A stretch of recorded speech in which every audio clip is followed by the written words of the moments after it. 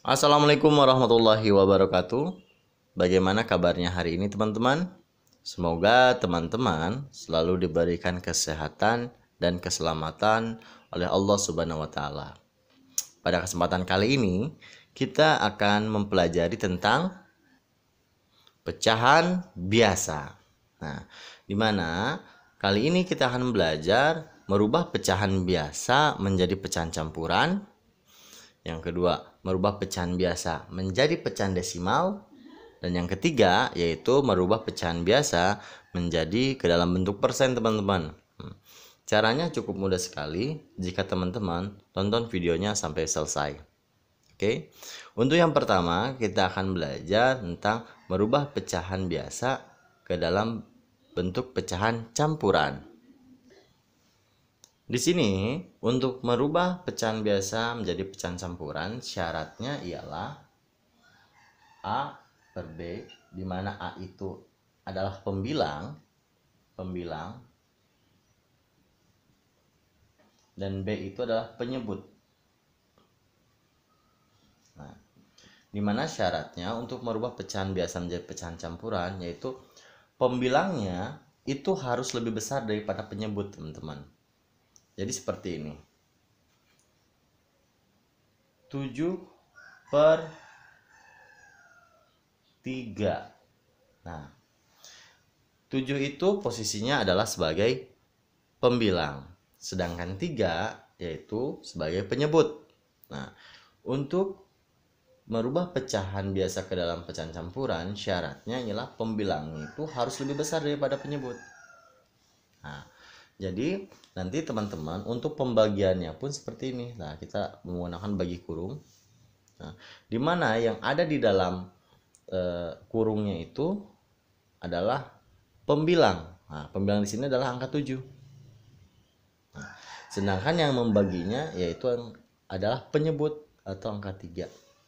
Oke, teman-teman. Nah, di sini teman-teman untuk merubah pecahan biasa menjadi pecahan campuran, caranya tinggal 3 kali berapa yang dekat ke 7, yaitu 3 kali 2, 6, sisa 1. Nah, sampai sini saja itu sudah selesai, teman-teman. Nah, syarat untuk selesainya yaitu dimana sisanya itu harus lebih kecil daripada pembaginya. Di sini sisanya 1, sedangkan pembaginya adalah 3. Nah, berarti cukup sampai sana saja. Nah, nanti untuk penulisannya di mana 2 ini yang perkaliannya 3 kali 2 itu berarti 2-nya tulis besar di sini. Nah, lalu sisanya itu di atas menjadi pembilang. Nah, gitu. Yang membaginya berapa? Angka 3. Berarti di sini 3. Nah, seperti itu saja, teman-teman. Nah, jika teman-teman masih belum paham, di sini akan ada contoh berikutnya lagi. Mungkin angkanya sedikit berbeda ya, teman-teman. Oke, contoh yang kedua. Nah, contoh yang kedua yaitu 34 dibagi 4, teman-teman. Nah, jadi seperti ini, seperti yang tadi ya. Nah, 39 yaitu ada dalam kurung bagi 4. Nah, 4 kali berapa yang dekat ke 39? Perkalian 4 ya, teman-teman. Ternyata yang paling dekat yaitu adalah perkalian 9. 4 kali 9 berarti 36. Kurangi sisa 3. Nah, karena yang di belakangnya itu lebih kecil daripada pembaginya yaitu 4, berarti sudah cukup sampai sana saja. Nah, di sini angka 9-nya teman-teman tulis besar. Iya. Sisanya berapa? 3 ya, teman-teman ya. 3. Oke. 3 per sisanya berapa? Pembaginya adalah 4. Nah, berarti pembaginya di sini. Jadi 9, 3 per 4. Sampai sana saja, teman-teman. Mudah bukan? Nah, yang kedua yaitu merubah pecahan biasa ke dalam bentuk pecahan desimal. Nah, caranya seperti tadi, cuman untuk pecahan desimal itu harus pembaginya harus sampai beres, teman-teman ya. Oke, misalkan tadi 7 dibagi 5 atau 7/5, yaitu adalah pecahan biasa ya teman-teman. Nah, untuk menyelesaikan soal ini merubah menjadi pecahan desimal, caranya cukup mudah pula, yaitu dengan kita melakukan bagi kurung teman-teman. Dimana di dalamnya itu ialah angka 7 dan di luarnya adalah 5. Nah, seperti itu ya. 5 kali berapa yang dekat ke 7? Yaitu 5 kali 1. 5. Bisa 2. Nah, kalau pecahan desimal syaratnya itu harus sampai beres teman-teman. Nah, berarti 5 kali berapa yang hasilnya 2? Tidak bisa kan? Jadi kita pakai koma di sini. 20. 5 kali berapa yang hasilnya 20? 5 kali 4. Nah, jadi di sini 1,4. Itu adalah pecahan desimal. Cukup mudah bukan? Nah, kali ini adalah contoh yang kedua, yaitu angkanya seperti ini. 39 dibagi 4. Nah, seperti tadi ya. Jadi 39 yang ada dalam kurung dibagi 4. 4 kali berapa yang dekat ke 39? Yaitu 4 kali 9, jawabannya adalah 36. Sisa 3. Oke. 3 itu 4 itu bisa nggak membagi 3? Karena di sini lebih kecil, sisanya lebih kecil daripada yang pembaginya, maka kita sisipkan koma. Nah, seperti ini ya teman-teman. Jadi 4 kali berapa yang dekat ke 30? Tapi nggak boleh lebih dari 30 hasilnya. Yaitu 4 kali 7. 28 dikurangi. Nah, kenapa nggak 4 kali 8? Karena 4 kali 8 itu hasilnya 32 ya teman-teman. Jadi lebih dari 30. Nanti setelah ini teman-teman bisa minjem. Nah, 0 jadi minjem dari 3 jadi 10 kurangi 8, 2, ini tinggal 2 kurangi 2 habis. Nah, 4 kali berapa yang hasilnya 2? Karena nggak bisa, karena di sini sudah ada koma juga. Nah, kita tambahin 0. 4 kali 5 sama dengan 20. Nah, jadi jawabannya adalah 9,75 teman-teman. Seperti itu. Cukup mudah bukan?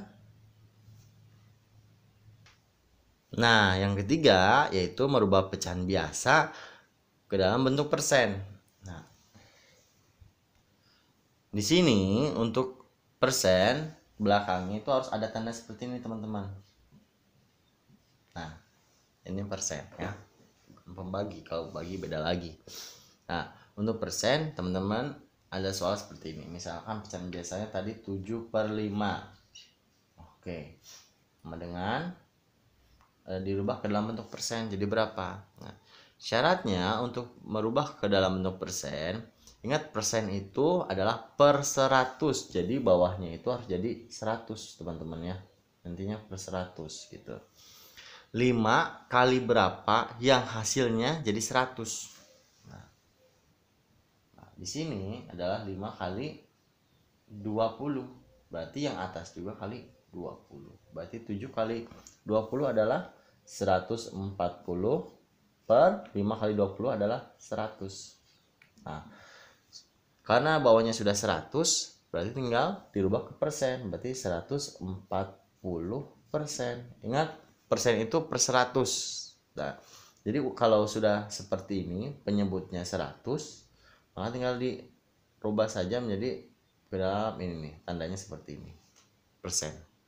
Teman-teman bisa dipahami teman-teman? Jika teman-teman masih bingung tentang persen, oke, coba perhatikan lagi, ada contoh yang berikutnya. 2/50.